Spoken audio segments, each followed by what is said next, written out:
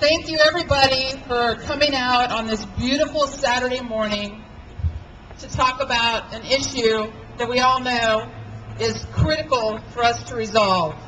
And that is the issue of the opportunity for everybody to have accessible, affordable, and portable health care. During this last election cycle, we did what people didn't think we could do. The people got out, they got involved, and we elected a president who was an improbable candidate when he first announced. Now, President Obama, who just can't get tired of saying that, is asking his grassroots activists to get active again. And what he's asking us to do is to call Senator Feinstein, to call Senator Boxer, to call our representative in the House, whoever it may be, whether it's Dan Lundgren or Doris Matsui. Call them and tell them, we want health care now. You guys need to do your jobs. We elected you. We put you in office. See what we did in the presidential election? We will do it again. We will rise up together and do what we need to do to get it done. You guys don't need to be worrying about passing legislation to write things on the side of a building.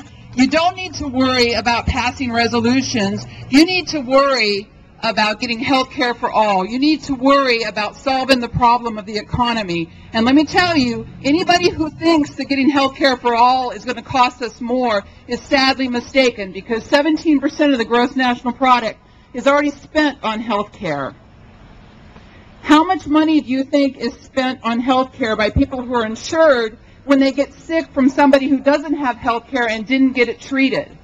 How much do you think this country spends on health care for somebody who's diabetic and can't afford to get treatment until they're getting amputations or having other things that are resolved that are serious complications of diabetes? So don't let these people try to give you the line that it's going to be too expensive.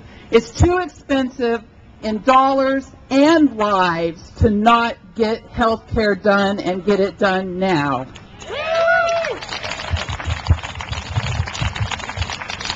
Now, for those of you who don't know me, my name is Kim Mack. I was an organizer for the Obama campaign, and now I'm still working with Organizing for America as an organizer. Organizing for America is the organization that had the call to action and asked us to put this event on, but we were lucky that we had a few other co-sponsors that helped get the word out. I want to thank SEIU 1000, the Central Labor Council, Communication Workers of America, and the Sacramento County Democratic Central Committee for their support. So I want to introduce our first speaker to you. She is the chair of the Sacramento County Democratic Central Committee, somebody who I have really enjoyed working with, and OFA enjoys a wonderful relationship with our Central Committee here in Sacramento. Please welcome Anna Molander.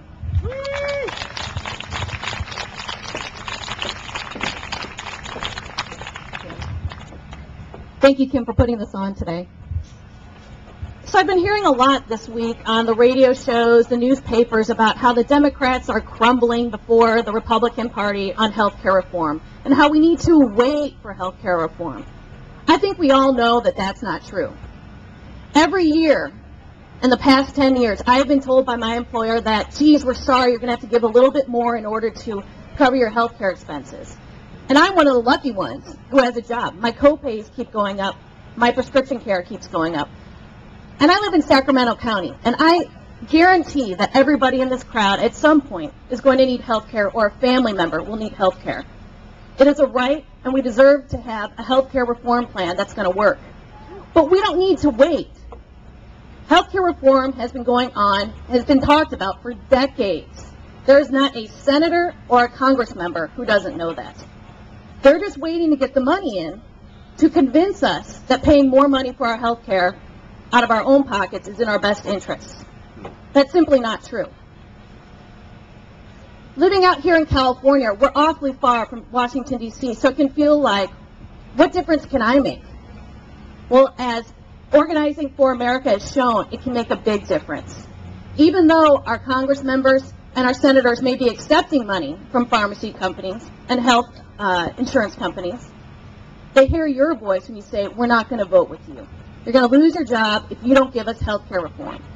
And that's how coming together today and talking to our neighbors and doing something will ensure that we secure for our children, for our grandchildren, and for our neighbors health care that we deserve. It's a human right.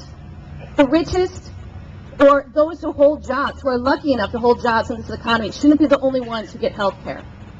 So I urge you to listen to the stories today that you're going to hear from people who have been very personally affected by the lack of health care reform, and to the public officials who are going to tell you about what you can do. And get out there and do something today, and do it tomorrow, and do it every day this week, and talk to your neighbors next month, and make sure that health care reform passes. It is not just your Congress member who makes a difference. You're the ones who can make a difference in getting them to act. We need to come together and fight back against the interests that have the money. So please, today, listen carefully and get out there and make a difference. Thank you.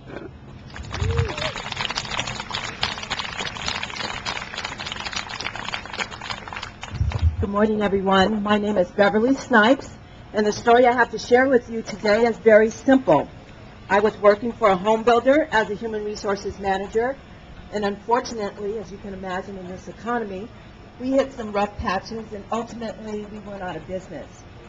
I live in Elk Grove. It's a really healthy environment to live in, thank God. I don't live in a place where there's a lot of toxic conditions. But the fact is that I had to go on COBRA. COBRA was going to cost me $488 a month, fortunately for me, because I did lose my job, kind of oxymoron there. But with the stimulus package, the cost of COBRA for me was reduced from $488 to $183 a month. That makes a huge difference for a person on unemployment.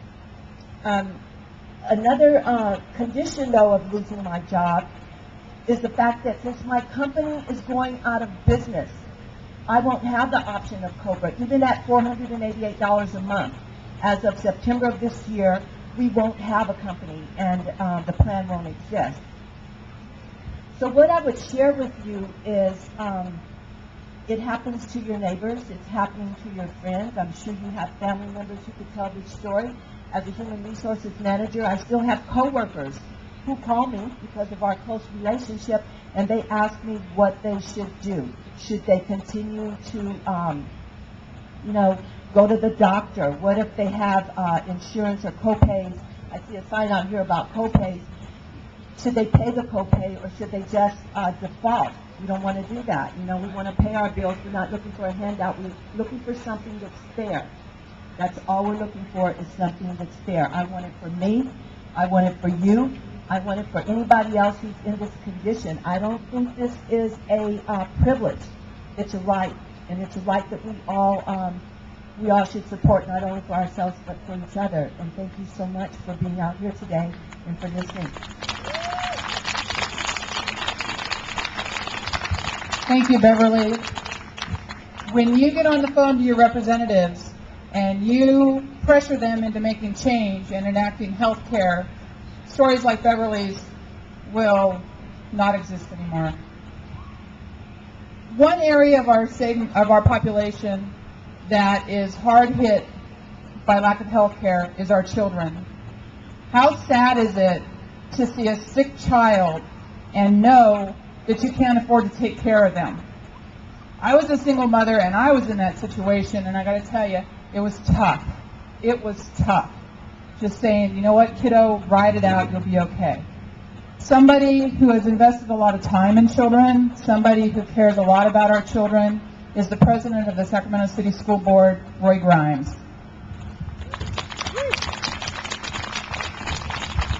Good morning. Those were a very effective introductory remarks, and I want to say that children can't wait. Students can't wait. Kids can't wait, and families can't wait. I don't know, I've been on the school board for